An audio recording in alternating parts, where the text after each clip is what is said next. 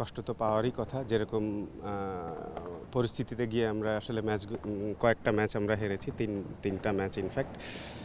তার থেকে আমার কাছে আসলে কষ্ট তো লাগছে, বাট তারপরেও আমি খুবই খুবই খুশি যে ওরা আসলে প্রত্যেকটা ম্যাচ এই পর্যায় পর্যন্ত নিয়ে চলে গেছে। তার মানে ওরা ইমপ্রুভিং এবং খুব ভালোভাবে, স্পেশালি ইংল্যান্ডের সাথে এবং সাউথ আফ্রিকার সাথে যে টাইপের ম্যাচ খেলেছে, এর আগে কিন্তু আসলে ম্যাচটা কিছুটা একপেশে হতো, কিন্তু ওরা কিন্তু সেটাকে আসলে মানে বেশ ক্লোজ নিয়ে চলে গেছে। তো এর মানে এটা ওদের ইমপ্রুভ হচ্ছে।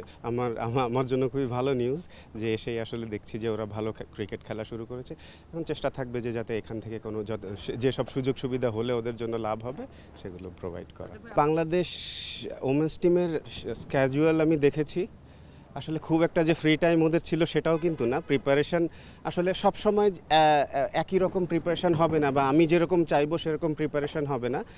সব মশার বিরুদ্ধে সুরক্ষা দিতে এলো বসুন্ধরা এক্সট্রিম অ্যারোসল, মশার বিরুদ্ধে এক্সট্রিম সুরক্ষা। বিকজ মেইনলি বড় বড় যে টিমগুলো আছে, suppose Australia, New Zealand, England, south Africa, তো ওরা আসলে ওদের উপর ডিপেন্ড করে এইসব টাইমগুলো, যে ওরা যদি খেলতে চায় তাহলে আমরা আসলে ভালো প্রিপারেশন হতো ওইটাতে, যে ওদের সাথে যদি কোনো সিরিজ অ্যারেঞ্জ করা যেত। তো এটা আসলে ডিপেন্ড করে ওই সব টিমের উপর। আমি শিওর যে আমরা এখন যে মানের ক্রিকেট খেলছি, এরপরের থেকে আমাদের সাথে আসলে ওরা সিরিজ খেলতে চাইবে এরকম বড় টুর্নামেন্টের আগে, আমি মোটামুটি আশাবাদী। আমার দ্বারা যা যা সম্ভব সব কিছুই চেষ্টা করব করার।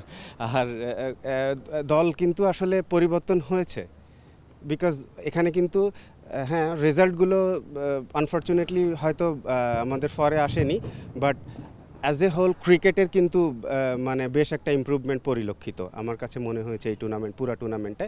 বাট এখন সব থেকে মেইন যে কাজ সেটা হচ্ছে এইসব রেজাল্টগুলো নিজেদের করে আনা।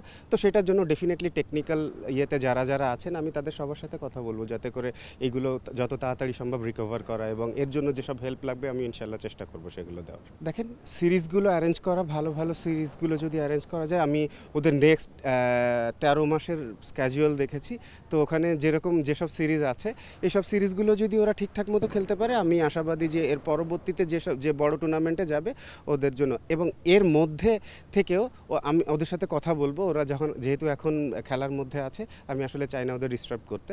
তো ওদের সাথে সবার সাথেই কথা হবে যে ওদের আসলে কি প্রবলেম আছে বা কি হলে আরও বেটার হয়। আসলে আমি চাই যে ওরা বলুক, ওদের কাছ থেকে জানতে চাই। তো এখনও আমি ওইভাবে কথা হয়নি, জাস্ট এসে হাই হ্যালো হয়েছে, এইগুলো ব্যাপার নিয়ে এখনও কথা হয়নি। হলে তারপর জানা যাবে যে আসলে কি প্রবলেম আর কি কাজ করা যাবে। আর ডেফিনেটলি আমার নিজের মধ্যে তো একটা জিনিস আছেই যে কি করা যেতে পারে, আমি তো ওদের সাথে মিলাবো আমি তখন। ইটস এ প্রসেস, এটা ডেফিনেটলি এটা প্ল্যান ছাড়া হয় না। তো যারা কাজ করেছেন, যারা করছেন, এরা অবশ্যই কোনো না কোনো প্ল্যান করেছে। তো আগে আমি জানবো যে প্ল্যানটা কী ছিল, তো ডেফিনেটলি সেটা সম্পর্কে আমার জানার আছে। আপনারা যেহেতু প্রশ্ন করেছেন, তো তার মানে হয়তো এরকম একটা কোনো ব্যাপার হলেও হতে পারে, তো আমি এখনও জানিনি। এই টুর্নামেন্ট শেষ না হলে আসলে এইসব জিনিস নিয়ে কথা বলা যায় না। তো ডেফিনেটলি আমি জানতে চাইবো যে আসলে প্ল্যানটা কী ছিল, এরকম হলে কি আরও বেটার হতে পারতো কি না, এটাই। তো আমি মনে করি যে আসলে নির্বাচক যারা আছেন, কোচেস যারা আছেন, পুরো টিমের ম্যানেজমেন্ট যারা আছেন, ডেফিনেটলি কোনো না কোনো প্ল্যান করেই হয়েছে। প্ল্যান ছাড়া আসলে একটা কাজও হয় না। তো যদি ওনাদের প্ল্যান রাইট থাকে, দ্যাটস ফাইন, অ্যাবসলিউটলি ফাইন।